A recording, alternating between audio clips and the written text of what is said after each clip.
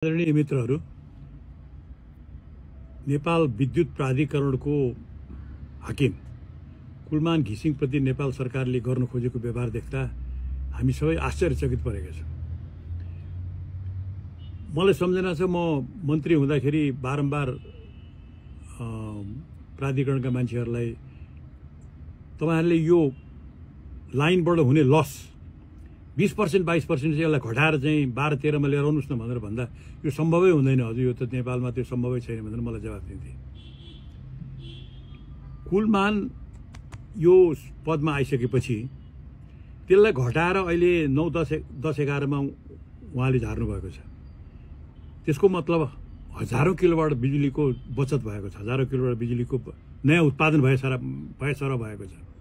त्यस्तै नेपाल सरकारले लगानी गर्नुपर्ने ठाउँमा विद्युत प्राधिकरण आफैले पैसा कमाएर शेयर जनतालाई बेचेर जनतालाई स्वामित्व दिएर 1.5 खरब भन्दा बढी पैसा उठाउँछु भन्नुको मतलब करिब 600-700 मेगावाट बिजुली अर्को नयाँ उत्पादन गर्ने रकम चाहिँ यो अहिलेको व्यवस्थापन कुलमान घिसिङको व्यवस्थापनले, यो म्यानेजमेन्ट, यो व्यवस्थापनको टिमले अहिले जुन कार्यान्वयन गर्न लागिरहेको छ, यो परिप्रेक्ष्यमा यस्तो व्यवस्थापनलाई र यसको चाहिँ लिडर कुलमानजीलाई 0 अंक दिने, काम गर्न नसकेको भन्दा 0 अंक दिने, यो कसैले पत्याउने कुरा हो? यो 79-80 मा उहाँहरूले चाहिँ 98% दिनुभएको छ, 80-81 मा 0 अब।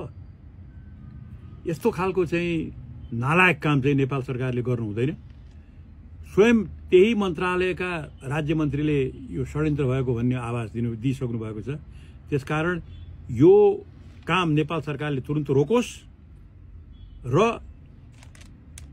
यो षड्यन्त्र गर्ने वास्तवमा जलस्रोत मन्त्रालयका मन्त्रीलाई नै त्यो मन्त्रालयबाट हटाउनुपर्छ।